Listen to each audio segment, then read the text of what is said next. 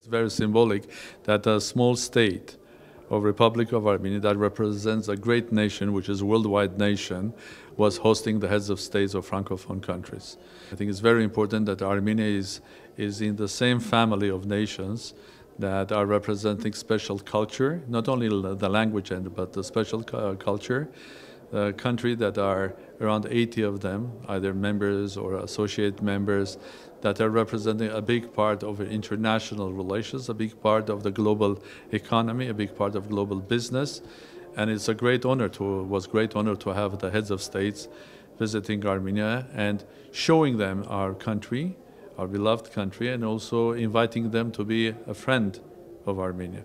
Culturally, we are a Francophone country in many ways because there are so many cultural ties, connections, and also the way we think, the way we act, even some ways of the way we run business is very Francophone.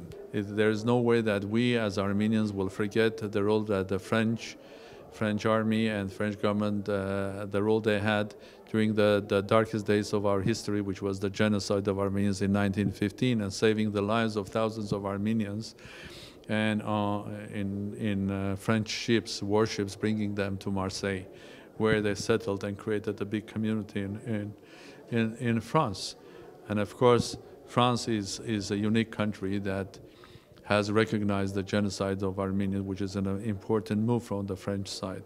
It was my great pleasure to host also the President of Republic of France and Madame Macron in Armenia, and we had very interesting discussions, great moments, but the best one probably was when we together visited the house of Charles Aznavour, the great French and the great Armenian and the great human poet and singer.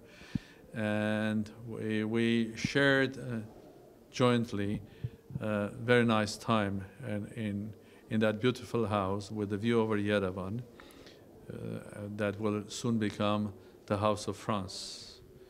And we agreed with the President that we will have soon next year, after 1 year of Aznavour's death, a big charitable concert in France.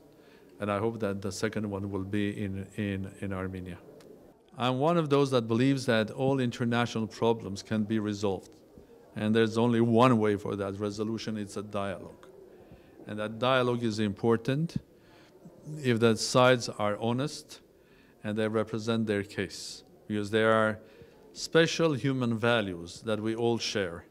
And we can come to understanding, even resolve our deepest problems if our dialogue discussion is based on specific, very simple human values, dignity, basically having respect to other opinion, tolerance, and so on and so forth.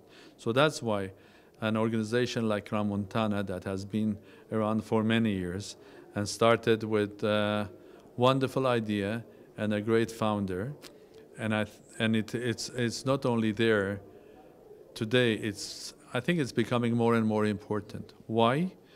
Because the world is becoming not simpler, not more sort of a stable.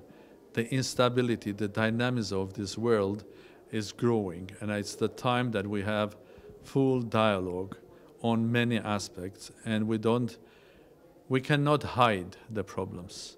It's the time to try to resolve them. And Montana is one of the most important places that we can do that.